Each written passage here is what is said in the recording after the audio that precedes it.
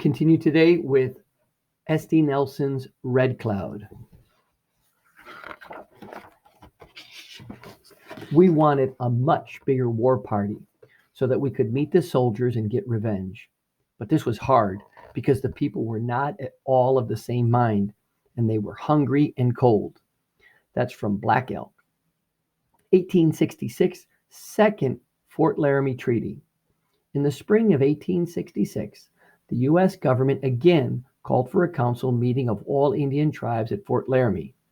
It wanted to stop Indian raids on wagon trains once and for all. The government sent Colonel B. Henry Carrington to negotiate the treaty. Colonel Carrington arrived with 1,000 men.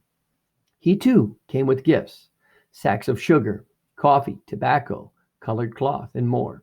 He pretended that his goal was asking the tribes to allow the U.S. government to build a new road and to offer safe passage for all white settlers, miners, and soldiers through our country.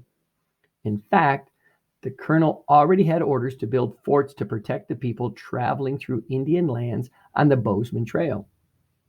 The treaty was a sham. Every chief voiced his opinion. Some wanted the offered gifts and said they were willing to sign the U.S. government's treaty papers.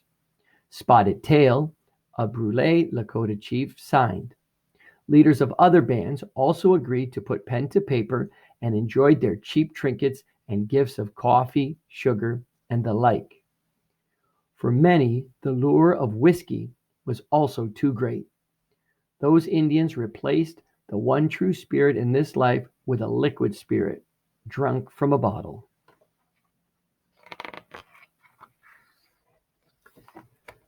But as in the past, those leaders who signed did not represent the desire of all our people. I was furious. When my turn to speak came, I stood and told the colonel what I thought of the American president and his gifts.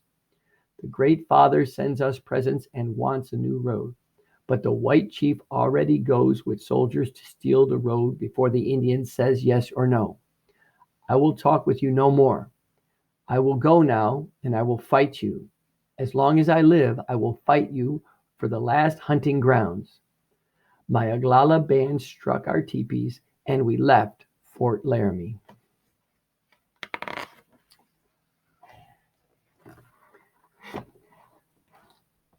Colonel Carrington left Fort Laramie too. He led his army northward to follow his orders to build even more forts along the Bozeman Trail. From such positions of strength, he could offer protection to the wagon trains traveling through our country. My scouts watched the advance of his troops and counted their numbers. The colonel selected a site on the broad grassland between two streams flowing with fresh water. The land afforded ample pasturage for their livestock and a good vantage point from which to see approaching Indians. Wood for construction and for fires would be supplied from the forested hills close at hand. So construction began on Fort Phil Kearny. The log walls were not yet up when I led our first attack at dawn.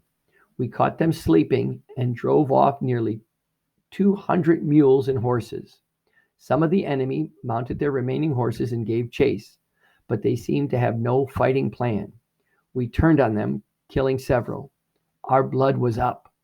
With angry hearts, we scalped them and cut off their arms and legs so they would be dismembered in the world after this one.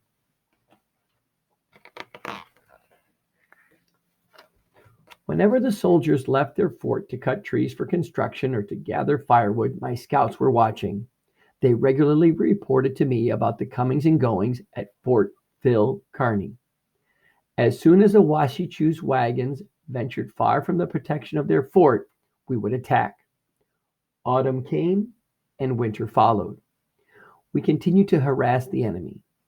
Our old way of wildly attacking enemy tribes like the Crow did not work against the firepower of the Bluecoats. Before, we fought as individuals seeking personal glory. Now, as war chief, I made plans and gave orders so that we would fight as a team. I organized my men into fighting units that would attack outposts and wagon trains that were miles apart at the same time. With great success, My warriors stopped and turned back the trespassers. The U.S. Army called the many battles between our peoples Red Cloud's War.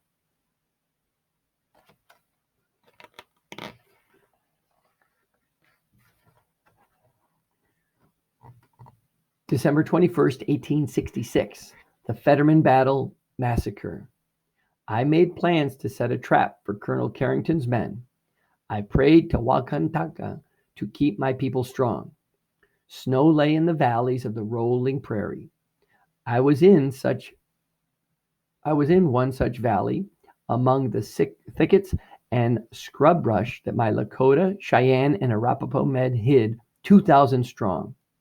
I had taught them a new way of fighting, to hold back their horses, control their eagerness to win personal glory, and await the order to attack as one force. Morning dawned, and the usual woodcutting wagons left Fort Phil Kearny, accompanied by 90 armed men. I had a small group of warriors go out to harass them. In response, Colonel Carrington sent a reinforcement of 80 bluecoats from his fort under the command of Captain William J. Fetterman. The captain had proven himself to be a fearless leader during his country's brutal civil war. His orders were to rescue the woodcutters but not pursue the Indians. Captain Fetterman drove off my small raiding party. The fight could have ended as a brief skirmish, like so many before, but that was not my plan.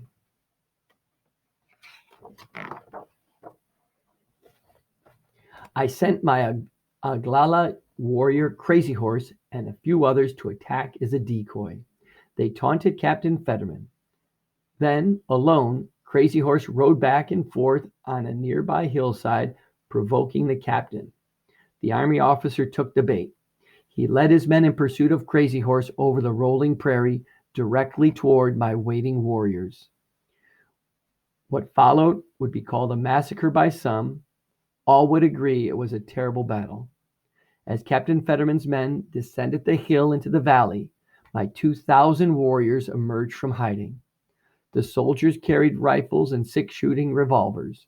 My men were armed mostly with bows, arrows, and tomahawks. Volleys of gunfire exploded with a roar. Thousands of arrows filled the air. The fighting soon became hand-to-hand with pistols, clubs, and knives. Many of my men gave their lives. When we finished, all 81 bluecoats lay dead. We took their weapons, we took their scalps, and we disfigured their bodies.